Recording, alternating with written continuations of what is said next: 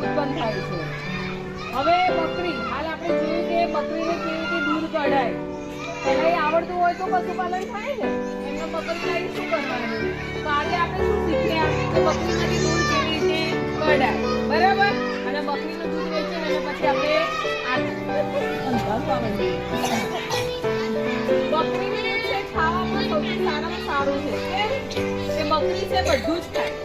ગાય ભેંસની જેમ નહીં કે આ ચારો ખાય ના ખાય એવું બકરીમાં નથી હોતું। બકરી છે બધું જ ખાય છે, એટલા માટે એની અંદરથી તમને વિટામિન પ્રોટીન બધું મળી રહે છે, બરાબર। એને સંપૂર્ણ ખોરાક જે કહીએ ને સૌથી સારામાં સારું તો બકરીનું પચાવવામાં પણ હલકું છે, ઇઝીલી પચી જાય, એટલે પાચન શક્તિ જેની નબળી હોય એના પણ કામ આવે, બરાબર। બીજા ઘણા બધા રોગોના ઉપચાર તરીકે પણ બકરીનું દૂધ વપરાય છે। એટલે આજે આપણે શું શીખ્યા કે બકરીને કેવી રીતે દૂધ કઢાય કે જેથી કરીને આપણે પશુપાલન ઉપયોગ કરી શકીએ।